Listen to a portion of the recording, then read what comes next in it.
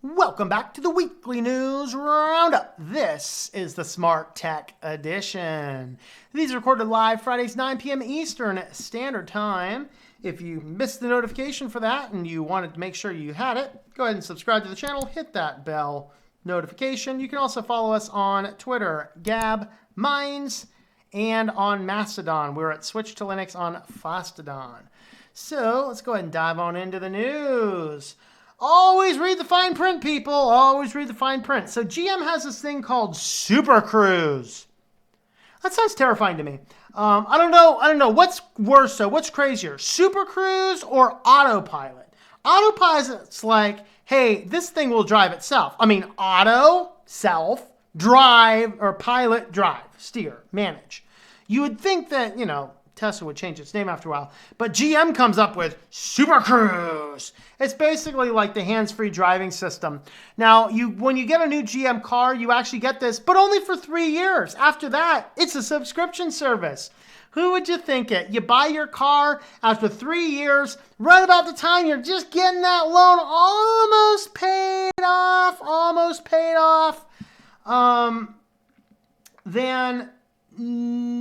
Wow. No, it's a subscription service. Regularly, let's see if they have the price on it. So new owners of 2008, produced through September 6th, 2017 and later, 2019, 2020, have the Super Cruise package, which includes 3 years of OnStar to support functionality. So basically it needs OnStar to run. So it comes with 3-year package, and then after that, it must be purchased. Let's see if they give us the actual price tag on that. I forgot to look at it. So it looks like the cheapest is $25 a month. So did you guys pay $25 a month to make sure that your car can continue steering if you take your hands off the wheel? Yeah, that's definitely an interesting thing. I don't know, guys. I would rather us go back to like driving cars like we used to, because we're getting bad at driving cars because we keep giving it all up to technology. All right, next, we now have a smart Rubik's Cube. Yes, a smart Rubik's Cube. It is actually connected to an app tracker, and they're going to be using this new smart Rubik's Cube in order to actually help us to, they're going to be using this to help us run our competitions in quarantine. So the Rubik's Cube speed cubing competitions are going to proceed with the help of the Smart Cube. It's called the Rubik's Connected. So if you're into Rubik's Cube, you can get yourself a Rubik's Connected and keep this guy all connected up so that now the Rubik's Cube company can grab all of your data off of your devices as well. Doesn't this sound like just a glorious deal, people? There's this Rubik's Cube. The Go Cube is $80. Have you caught speed cubing bug? After watching the recent Netflix documentary, the Connected Cube could help you take your first step towards competing. How long before this thing starts telling you which moves to go? Or they just automate it and it's like starts coming alive and spinning on its own? That'd be fun too, wouldn't it? So yeah, that's kind of exciting. That's kind of exciting at all, indeed. All right, well, if you are a writer and you need to pitch up your grammar, I actually use ProWritingAid as one of the writing and grammar tools for writing. Of course, I write books. I have some science fiction books and some Christian books out there in the world. And ProWritingAid has actually helped with that. You can use my affiliate code, tlm.li/PWA. And with that, you can get 20% off your yearly subscription or your lifetime purchase of the application. So consider that if you are a writer. And they have always been a privacy-first company, unlike their competitors, which now have a better privacy policy, but didn't always. So that's why I like ProWritingAid. All right, and back to the news. We had two little pieces of news here. These were interesting. The first was a survey in UK. And the survey in UK, they come down here and they actually asked people about smart tech. And it turns out that a lot of people really weren't into smart tech. So they asked a variety of things, the questions to assess the awareness of IoT, current ownership of home devices, experiences of their use with home devices, trust in the reliability and competence of devices, trust in privacy and security, and satisfaction and intention to use the devices in the future, and intention to recommend it to others. So what they actually found is actually a large percentage of people really weren't interested in these, but they also did a lot in the article say, oh, well, it's the older generation. Don't worry. These young fools, they'll buy hook, line, and sinker into our spyware.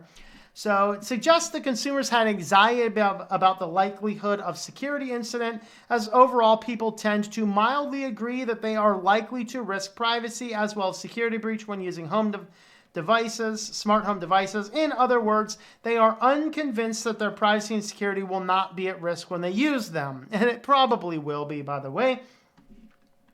So it emerged when I asked to evaluate the impact of privacy breach. People tend to disagree that the impact will be low, suggesting they expect the impact of a privacy breach to be significant.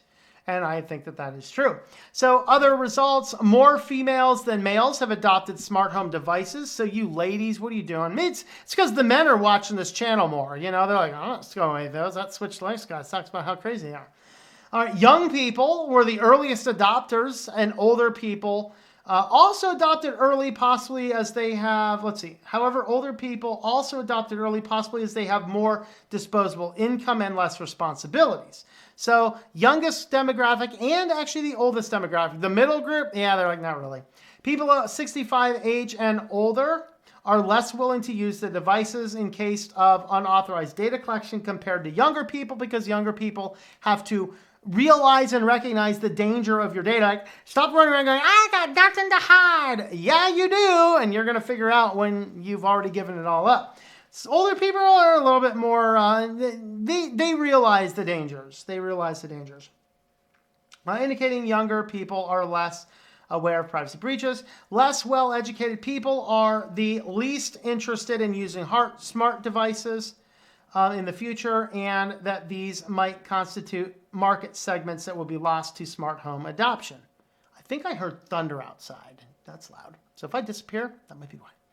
All right. So apparently them uneducated fools, they're just uneducated, tasteless fools, and they just won't be using their smart devices. But as highly educated elite, we will. Yeah, you highly educated elite, though. I'm not sure. You got degrees, but I'm not sure about the education. So very interesting that there is indeed some hesitancy towards smart devices. So I actually find that a little bit encouraging until I read this article here, where it talks about 6 smart city services people would pay for and use. Oh, Lord. On to the smart city stuff. This was from just, oh, wow, this is from today. Capgemini study recommends city leaders pick modernized projects that check both boxes to increase the chances of success. Translation: do these things and people will buy hook, line, and sinker into your stupid smart city. You get cuter than this, and maybe some people will not. All right.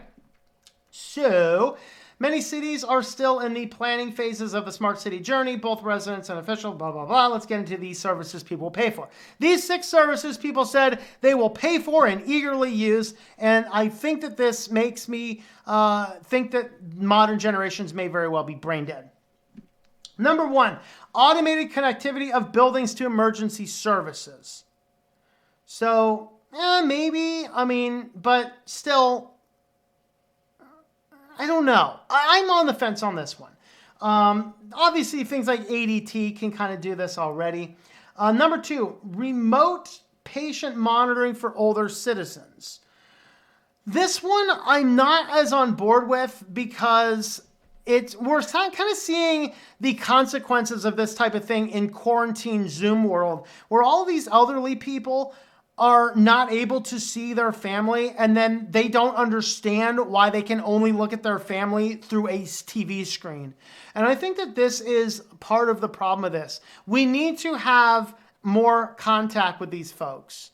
And so I'm not sure that that's necessarily a good thing for society. Number 3, smart home energy consumption tracking. So people will actually pay for and eager to use devices that track your consumption of utilities. That's a little terrifying. A little bit terrifying. These are those brain-dead young people who don't recognize the dangers. They're like, there's no problem. I got nothing to hide. You think. Centralized building energy automation systems to control hearing, ventilation, and AC. Hearing? Okay, ventilation and AC, I understand. It's controlling hearing. Is the building listening? I'm completely confused on this point. But people want centralized energy automation systems. Interesting. I don't want them to be smart, though. I'd like them to be programmed good, smart, bad. Smart card of app-based access to public transport. Yeah, this is actually getting abused in some places, by the way. You guys remember the big data breach of the ones, was it New York City, I think? Actually, I think it was a big group that had New York City, London, and a few other ones. Real-time water quality monitoring. We kind of already have that, by the way. Yeah, we actually have those functionalities. We don't really need any of that. But anyway, that is according to the Tech Republic, the services that people are anxious to use. This survey looks at citizen services, electric utility, public healthcare, public security, transport mobility, waste management, and water utility. Very frightening. I'm not necessarily a big fan of this, but apparently if governments use these 6 things, they can actually suck people into the smart cities, coerce them in, get them in with the carrot before beating them with the stick. So, I don't know. That's my thoughts on that. Let me know your thoughts to these in the comments down below. Thank you for watching this video from Switched to Linux. This channel would not be possible without the backing of the program supporters scrolling on the screen now. You can be a supporter at Patreon at patreon.com/TOMM or at thinklifemedia.com. I also want to thank the open source community who creates such excellent software that makes producing this show possible. Please remember to support your software communities. Thank you, and I hope that you enjoy switching to Linux.